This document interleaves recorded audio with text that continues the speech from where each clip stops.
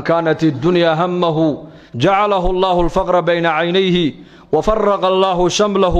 ولم يأته من الدنيا إلا ما كتب له بالنبي يري قفك همجي سكدق الدنيا وحو كفكر يا والدنيا وحو كشغين يا والدنيا وحو كصيحنا يا والدنيا وحو كسوكع يا والدنيا وحو كهلا يا والدنيا وحو إيغ يا والدنيا قفك همجي سأدنيا وكدق أبو نبي يري أرميه صودا إلهي بري قلبه وككل الشيرين يا nolosha adduunyadana faqri baa labada indhood loo saaraya faqri waligaana ka baxay baa labada indhood loo saaraya arsaaqadana inta ilaahay u qadaray mooyaan in kala ma helo rasuulku yiri waman kanat al-akhiratu hammuhu ninka hamigiisa ka dhigay buu nabigu aakhiro macnaheedu waa maxay yani meel kastuu joogo ilaahay buu kaga cabsoonaya salaadii buu ilaalinaya soonkii buu ilaalinaya xaqii dadku iska ilaalinaya xaqii jaarkiisu ilaalinaya xaqa dadku la nool yahay buu iska ilaalinaya dambigu yar ilaalinaya wanaaga ayuu ka shaqeynaya hamigiisu aakhiro amal aakhiradiisa ka dhaawacaya waa ka digtoon yahay amal aakhiradiisa badbaadinayana wuu dhiiran yahay qabanaya mar walba ninka hamigiisa ka dhigay buu nabigu aakhiro qalbigiisa ilaahay ka dhiga qani hodantinimada qalbiga ilaahay siiya qofku meesha uu ka noqdo ciidna waa qalbiga meesha qani ka noqdana waa halkee waa qalbiga dagu aan moodin hebel waa nin milyaneer warqadahan maaha waxa bin aadanka qalbigiisa qinada gelinaya qinada qalbiga waxa geliya waa markuu qalbigu u jeesto ilaahay macrifadiisa iyo aakhirada weynigeeda hamigiisa ninka ka dhigay buu nabigu aakhiro qalbiga ilaahay hodantinimo uga buuxiya arrimihiisa dhanna ilaahay baa isku soo ururiya adduunyaduna iyadoo dulaysan oo u sandulaysan ay hoos timaadaba rasuulku yiri adduunyadu muuminka way doondoonan harkaaga ma aduu ku daba socda misaada daba socda ya saa ku daba socda har adduunyadu baa leeyahay qofka adduunyadu waa sida harka adduunyadu diintay la socotaa adduunyadu aakhirada ay daba socotaa hadaa tiraade adduunyada ayaan u jeesan oo aakhiradii baa ka jeesan waxaad la mid tahay nin yiri harkayga ayaan soo qabanaya ma soo qaban karisid walam yaatihi min ad-dunya illa ma kutiba lahu ba nabigu yiri ma helo qofka hamigiisa adduunyo ka dhiga ma helo buu nabigu yiri illa wixii ilaahay u qadaray ma wax kale ma helo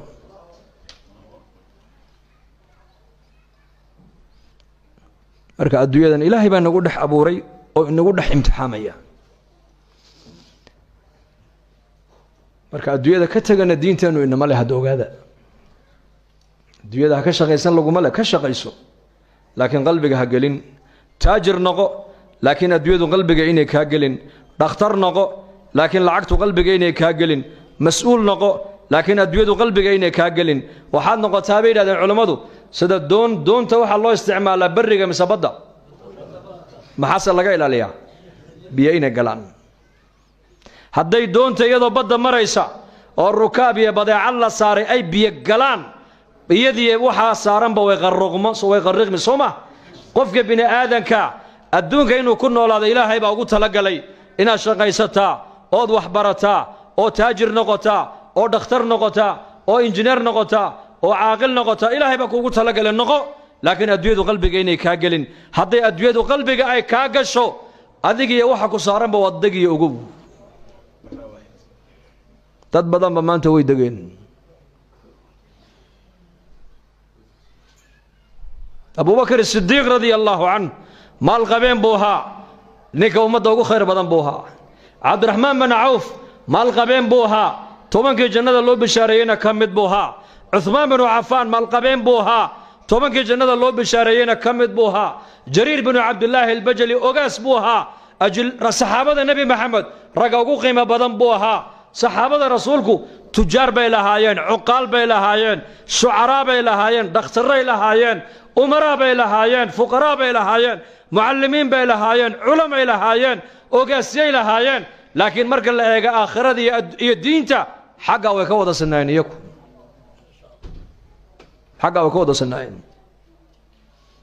kooga amiirka ila kooga maamurka simidaata ilaahay uga wada baqayeen simidaata aakhirada ugu wada fikirayeen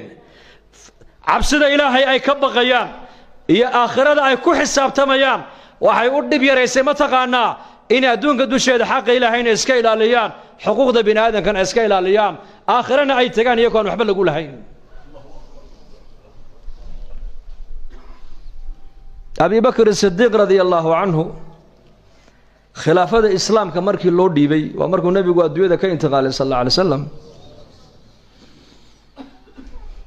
wuxuuha bagaash luha dharka iyo badeecadu suuqa ku iibin jiraa la yiri alaabtiisii buu qaato degtuu saartay Umar baa arkay ninkoo sii socda kale ya Abu Bakr ila ayna wuxuu yiri waa shaqo tagaya oo taladii ummadoo dhan ba adiga madaxa laga saaray madhaleeli oo reerkayga ayaa ii bilin soo anu ka mas'uul maayo ilaahay weydiin maayo muslimiinta oo dhan baa looga dhigay mas'uul madax khaliifata rasuulillah weeyaan mas'uuliyadda uu qabtayna lacag baad ku qaadan meesha ma soo dhigan isagu inaka maanta ka warrama ninka markuu mas'uul laga dhigay dawladda ama xildhibaan loo dooranayo muxuu socdaa bay kula tahay muxuu socdaa waa lacag fiican heshid meelahana si fiican ha u jabsatid la waa xildhibaankii baa la oranaya oo loo baneen meel walba iyagu sidaa ma ahayn mas'uuliyadda umay arkayn meesha ciyaalkooga ay ka biilinayaan mas'uuliyadda waxay u arkayeen waa xilligii ummadda nabiga loo khidmeynayay waa adeeg ummadeed ummadda u adeegayaan ilaahay ikhlaaska innakan hayna siiyo Abu Bakr uu yaabay war ciyaalkayga reerkaygana ma haleeleysid oo masaariiftoodii ana ka mas'uule ana ka shuureynay adu noqo horta halka fadhiiso ma haleeleysid hadee toole wala shuureeyay waxa loo shuureeyay maadaama afar reer u lahaa in baytal maalka laga siiyo masaariif reerkiisa ku filan neef jeexi inuu kala qaybiyo maalin walba reerkiisa hilibkaas iyo raashin ku filan labadii sano ee uu talada ummadda hayay iyo dhowrkii bilood tiisi markay timiday godka lagu riday Abi Bakr as-Siddiq Allah raalli ka noqday inankiisa Cabdiraxmaan ibn Abi Bakr oo lacag sida ayaa baytal maalkii yimiday Cabdiraxmaan bin Auf oo maaliyada ninkii hayay ayuu yiri lacagtan baytal maalka ku celi markaas uu adeer lacagta xageed ku wada jooji wuxuu yiri aaba Allah u naxariistay ayaa igula dardaarmo yiri haday taydii noqoto maanta waxa duuyaa maanta anigu dhul baan ku lahay magaalada Madiina dhulka iibiya lacagta ka soo baxda dhulka labadii saniye dhowrkii bilood ee talada ummadda aan hayay baytal maalka lacag inta leeg baan ka qaadano masaariiftii weeyaane igaga celiya buu yiri inta inii soo hadhanayna ku dhaxal u qaybtama buu yiri Cabdiraxmaan bin Auf uu yaabay war maxaa leedahay aaba ku dardaarmay sidaas in lacagta lagu celiyo halkee baytal maalka وصدو قاتي ومصاريفتي إنكو أدو قرتين أو ريرك السيني لبادي سنادود أيوة بهاي قرنا أيي دولكي أولها مركان إيبينينا وحاونا قولاد دار من العقتا إن هالكيجي لقاقع علي بيت المال كالقو عليه عمر بن الخطاب الله كان عمر أوي أبي بكر الصديق أبو بكر وقبري أبو بكر بدول تقع عمر وعوري ما ذا أذيك الدبدا إيمان إيسا والله واد دالسوك وقاري من أبو كيد وادنا دالسي أبو كيدي sidaan u leenahay Abu Bakar ugu dayda waadna daalisay buuri labadii saniye dhowrkii bilood uu talada ummadda hayay waa ninka idiga celiyay baytal maalka intaas xukaamta zamankeena ka warrama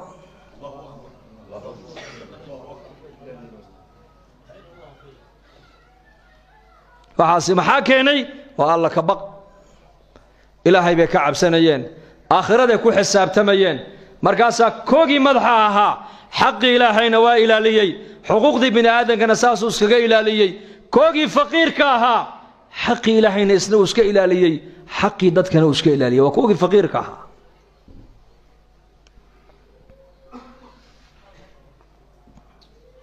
سعيد بن الزيد رضي الله عنه إسلام با كسو أشكتوتي محايكا كسو أشكتوتي دول آن لها ayuu beertiisii ku darsaday tiri waliba ceelkaana aniga leh iyadu hadama la ogow isaga iska leh waa been abuurasho Uthman bin Affan amirka muuminiinta uu yeeray Saciid waa tobankii jannada loo bishaareeyay nin kamida Saciid ibn Zayd Abu al-A'war markaasuu leey waa laga soo dacwooday saciidow oo iyaga soo dacwooday islaanta baa ka soo dacwootay duqda oo maxay ka soo dacwootay dhul iyadu ay leedahay baad qaadatay bay ayaa la leeyahay oo macal ceelka iyada leh markaasuu ya amiir almu'miniin anu waxaan ka maqlay nabi maxamed calayhi salaatu wasalaam oo leh dhul uu lahayn taaka dhul uu lahayn ninka dulmi ku qaata buu nabigu yidhi maalinka qiyaamaha waxaa lagu cuquubayn doonaa toddobada dhul intoo silsilad loogu xidho ayaa qoorta loo gelinoo la odhan doonaa jiidoo la kac lamana kici karayo maanuu xadiiska nabi maxamed ka hayo ka maqlay may kula tahay xaq bini aadan inaan dulmi ku qaadan ilaahow hadday igu been abuuranaysa buu yidhi indhaha ka qaad haddilin adoo indhaha ka qaada mooyaane halkaana ay sheegaysa ilaahu ku dil buu yidhi dhulkii uga kacay ha qaadatay buu yidhi siiya waa indhabeeshay dam markaasay odhan jirtay way habaarkii saciid baa igu dhacay way habaarkii saciid bin zayd baa igu dhacay iyadoo indhalo dhulkii ay ku sheegatay isaga wareegayso indhala ayay ceelkii ku dhacday bale ceelkii bay ku dhacday lagamaba soo saarin halkiiba qabrigeyga laga dhigo lagu aasay xaqa bini aadanku ciyaar maaha ma anuu nabi maxamed ka maqlay taaka in la ego dhul xaqa naas ninka gardarro ku qaata toddobada dhul baa qiyaamaha qoorta loo geliyaa oo lagu yidhaahdaa la kacoo jiid lamana kici kara buu nebiguna ma jiidi karaayo maanuu xadiiska nabi maxamed ka maqlay may kula tahay cuhmaano inaan dhul bini aadan aan xaqdarro kaga qaadan ilaahu hadday igu been abuuranaysay buu yidhi indhahana ka qaad halkaan ilaahu ku dil buu yidhi waxaase waa alla ka baq waxa bini aadanka xaqooga kaa joojinaya waa maxay waa alla ka baq markaad ilaahay ku xisaabtamaysa inuu ku arkaayo uu ku maqlaayo aakhira inay jirtana ay ku hor taallo xaq bini aadan inaad u badheedhaa ku dhiiran maysid laakiin goormuu qofka bini aadanku ilaahayna uu dulmi ka galaa bini aadankana uu dulmi ka galaa waa markuu ilaahay iloobo aakhiradana uu khadka ka saaro saa darteed walaalayaal ilaahayna hanu soo noqonno ha toobadkeenno in yar baan adduunyada joogaynaa in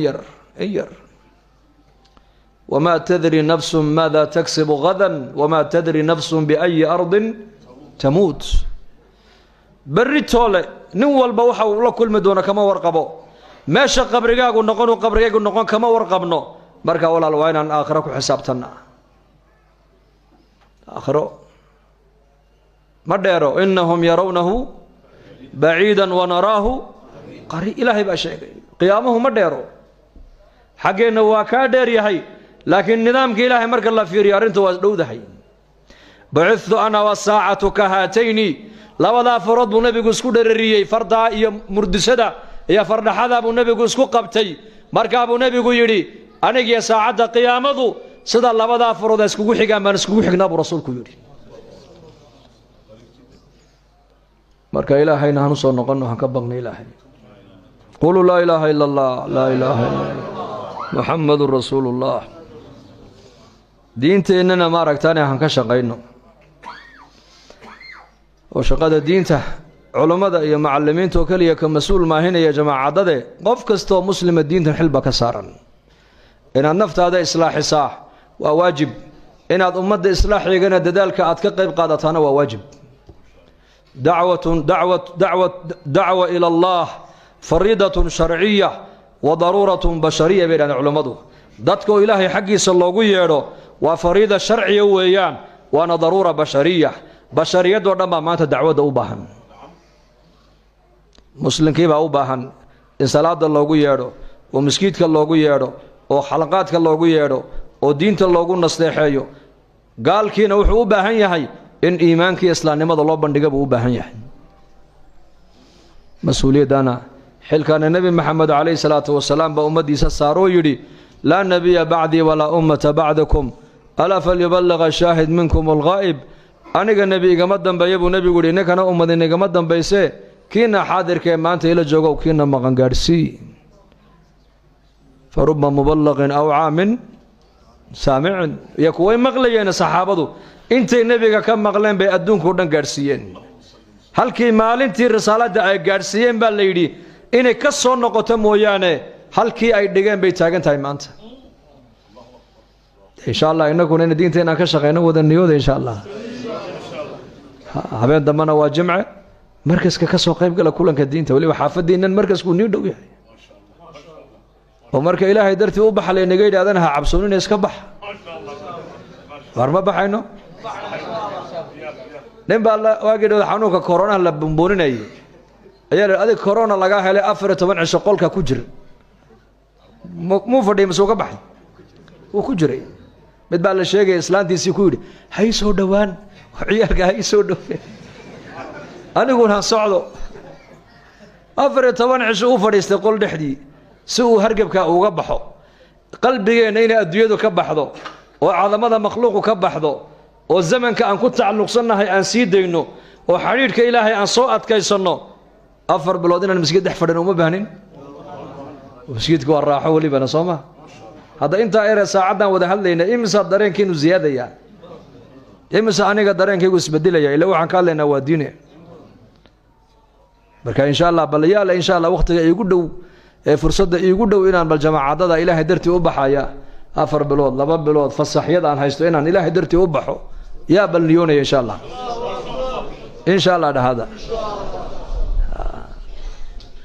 للوسائل حكم المقاصد بعلمة إليهن مددا لبحيو ووسائل الدعوة وسائل سيدا آلات كنيمة نقضوا بيسان إنكم مجع علين بريقوا هري لكن برياهن وحيد هذين والله بحي هيسك هلؤون لأنكم نوحي لين صور نحمريا خير ومضى ونشاقنا إن شاء الله هذا إلهي نقا أقبلنا ورجيننا قبول يدا مهمة إمسا كود دقيستو كود دعوتي مهمة إلهي مكها أقبل يبقى مهمة مسلوك وسوء عشي